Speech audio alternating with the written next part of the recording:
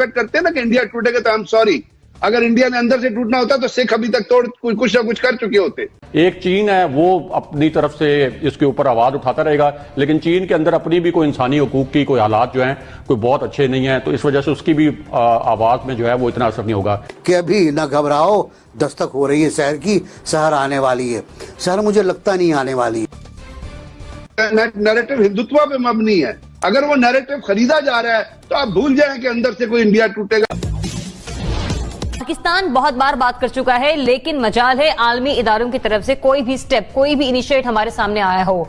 अब चूंकि बैनुल-अक़वामी तंजीमें खुद इस तरह की बात कर रही हैं, माहिरीन इस तरह की राय दे रहे हैं, हम कोई पेशरफ दे सकते हैं आलमी मंजरनामे पर?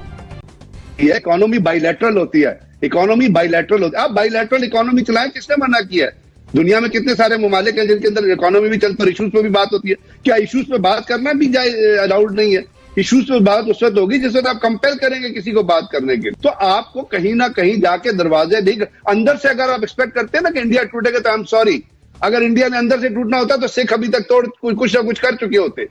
जो नैरेटिव हिंदुत्व पे मबनी है, अगर वो नैरेटिव खरीदा जा रहा है तो आप भूल जाएं कि अंदर से कोई इंडिया टूटेगा, इंडिया से आवाज उठेगी। और जब तक आप उसको लेके आगे नहीं चलेंगे और वैसे फॉरेस्टली प्रोएक्टिवली आप लेके आगे नहीं चलेंगे, तो आप भूल जाएं कि अंदर से कोई इंडिया टूटेगा, इंडिया से आवाज उठेगी।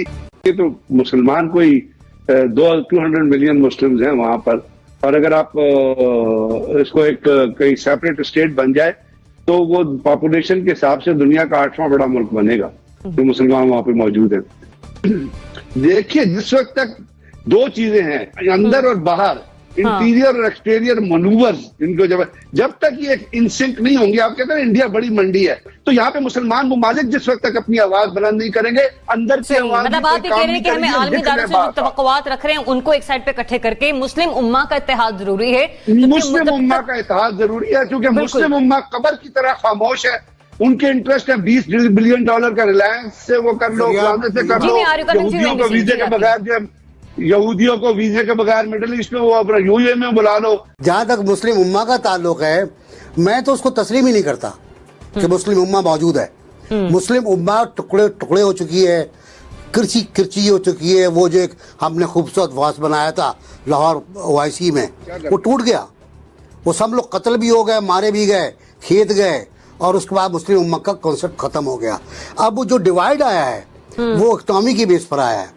वो डिवाइड आया है कि तेरे पास कितने पैसे हैं और तू कितना इन्वेस्ट कर सकता है हिंदुस्तान में, और हिंदुस्तान तुझे क्या क्या फायदा दे सकता है। तो ये सूरत हाल है। ना उम्मा है, ना आलमी उफक पे कोई राय आम्मा है, ना आलमी इदारे हैं, सब जगह मुनाफिकतें हैं, कारोबार है, तिजारत है।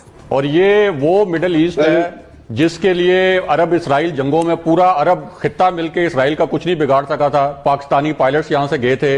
ये आपकी UAE की जो एयर फोर्स है ये पाकिस्तान ने बनाई, और इनके जो पहले 3-4 चीफ्स थे, एयर चीफ्स, वो सारे पाकिस्तानी थे। ईरान इराक की जंग हुई, 20,000 पाकिस्तानी फौजी जो हैं वो सऊदी अरब में मौजूद थे। तो जाहिर है अब ये सारा तजारती पार्टनर, आपको पता है $70 अरब की रिफाइनरी लगा रहा है सऊदी अरब, वहां पे चौथा बड़ा तजारती पार्टनर है सऊदी अरब जो है इंडिया का।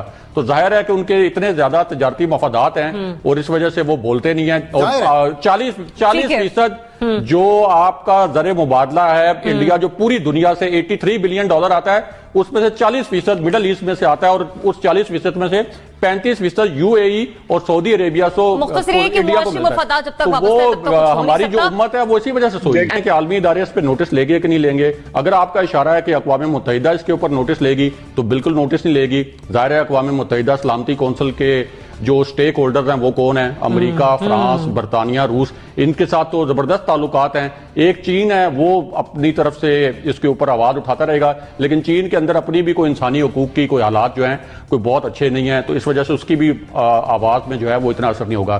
तीसरा ये कि इसकी सबसे बड़ी मिसाल ये है कि जब अमेरिका में ओबामा सदर थे तो उससे पहले ट्रैवल बैन था नरेंद्र मोदी के ऊपर अमेरिका में जाने के लिए। तो ये तो ट्रैवल बैन जब नरेंद्र मोदी मुंतखब हुए तो ओबामा के दौर में ही खुला था। तो इससे आप अंदाजा लगा लें कि ये जो आपने बात की कि एक बड़ी मंडी है और मफादात जुड़े हुए हैं, तो उसकी वजह से ये जो कुछ मर्जी वहां पे होता रहे, कम से कम आलमी इदारों की जानिब से कोई ऐसा एक्शन नहीं लिया जाएगा कि उनकी कोई पॉलिसियां तब्दील हों। मैं आपको वापस ले चलता हूँ इंदिरा गांधी की तरफ। जिन्होंने पाकिस्तान को तोड़ने के लिए अपनी फौज भेजी पाकिस्तान के इलाके के अंदर। फिर 65 की जंग है, 48 की जंग है। तो ये एक कंटिन्यू अमल है हिंदुस्तान का एज ए स्टेट पॉलिसी। कभी कभी वो मुज़ाकरात पे आ जाते हैं, कंपोजिट डायलॉग पर, कभी उससे फरार अख्तियार कर लेते हैं और फिर कहते हैं हम बात नहीं करेंगे। फिर हम बात करने के लिए जाते हैं, वो कहते हैं नहीं हम फ़ोन करते हैं, वो फ़ोन रिसीव नहीं करते। तो मेरा ख्याल ये है कि भारत को खुली छूट दे दी गई है। ओबामा को जब पता था उस वक्त ये, तो ओबामा ने क्यों कुछ नहीं किया।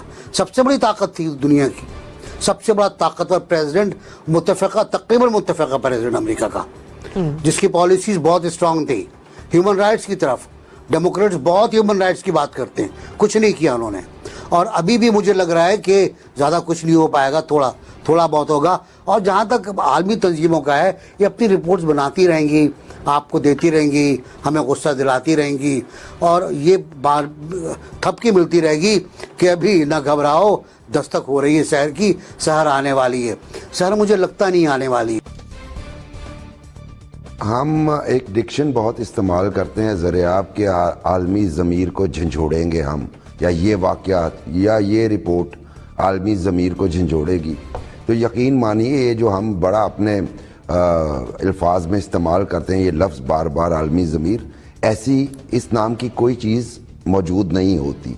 बुनियादी तौर पे गेम ऑफ इंटरेस्ट होती है, जिसका इंटरेस्ट जिससे जितना ज़्यादा वाबस्ता होता है उतना ही वो चश्म पोशी करता है ऐसे वाक़यात से। ये देखिए बिल्कुल अब तो चूँकि ग्लोबल विलेज दुनिया बन चुकी है, तो उसी टर्मिनोलॉजी में हम बात करते हैं। गाँव में भी जो जोरावर बंदा होता है चौधरी उस पर हाथ नहीं डालता। तो बदकिस्मती से इंडिया चूँकि एक बड़ा मुल्क है और फिर यह है कि IT पावर है एक, उसकी वजह से बहुत सारे ममालिक के इंटरेस्ट जो हैं उससे वाबस्ता हैं। अलबत्ता मुझे इंटरनेशनल कम्युनिटी से कोई ख़ास जो है वो एक्सपेक्टेशंस नहीं है। बैनुल-अक़वामी सतह पर मुझे वाकई कोई तवक्को नहीं है, बल्कि मैं इसमें एक इजाफा ये करना चाहूंगी कि आप देख लें कि UAE से जो पाकिस्तान की फ्लाइट्स हैं, कोरोना के केसेस बढ़ने की वजह से वो रोक दी गई हैं, लेकिन इंडिया से कोई फ्लाइट नहीं रोकी गई है। वहां की फ्लाइट्स चल रही हैं, जबकि वहां पर तकरीबन कोई 90 लाख इस वक्त कोरोना के एक्टिव केसेस मौजूद हैं और हमसे बहुत बदतर सूरत हाल है, लेकिन फिर भी इस किस्म की कोई फ्लाइट सस्पेंशन नहीं। और ये एक मिसाल नहीं है, इस तरह की मुतअद्दिद मिसालें आपको मिलेंगी, सिर्फ इसलिए कि वो एक बहुत बड़ी मंडी